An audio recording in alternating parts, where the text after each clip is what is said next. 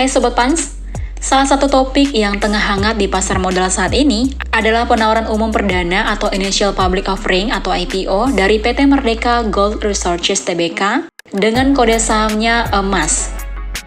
Perusahaan ini merupakan anak usaha dari Merdeka Copper Gold Tbk atau MDKA yang merupakan sektor pertambangan.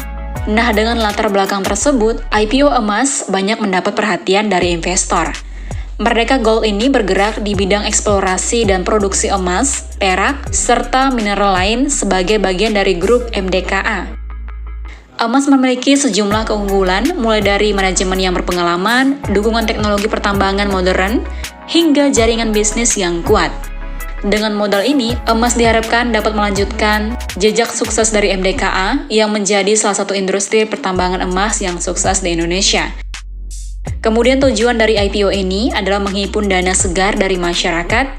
Dana tersebut rencananya akan digunakan untuk mendukung ekspansi bisnis, menambah modal kerja, serta sebagian dialokasikan untuk pembayaran hutang.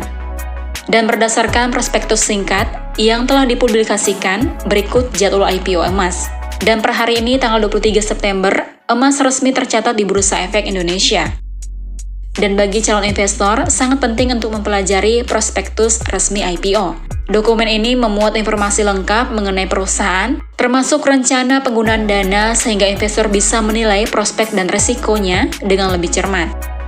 Kemudian kita lihat kinerja keuangan mereka.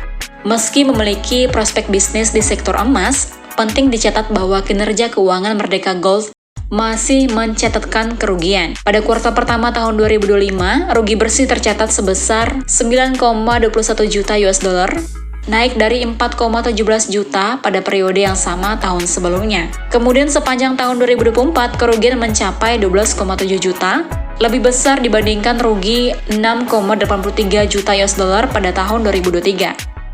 Nah, dari sisi neraca hingga kuartal pertama tahun 2025, perusahaan memiliki aset senilai 543,3 juta US dollar dengan liabilitas 280 juta US dollar, sehingga ekuitas tercatat sebesar 263,3 juta US dollar.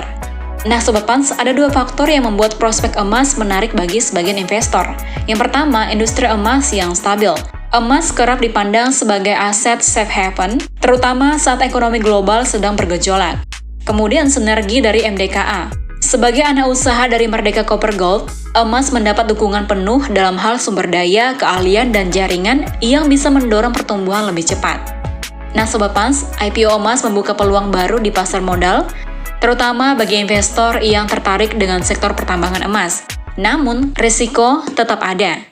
Dan harga saham juga setelah pencatatan bisa berfluktuasi tajam. Oleh karena itu, penting bagi calon investor untuk mempelajari prospektus dengan cermat sebelum mengambil keputusan investasi. Nah, Sobat Pans, itu dia seputar IPO EMAS, dan semoga informasi ini membantu. Well, jika Sobat Pans ingin berinvestasi di Pandin Sekuritas, kami sedang mengadakan promo cashback. Sobat Pans cukup deposit 1 juta rupiah, dan berhak mendapatkan cashback senilai Rp200.000 khusus nasabah baru dan menggunakan RDN Bank Panin. Lalu Sobat Pans dapat menyetorkan dana dalam jangka waktu 7 hari setelah RDN jadi. Well then, happy trading dan happy investing. Investasi aman bersama Panin Sekuritas Pontianak.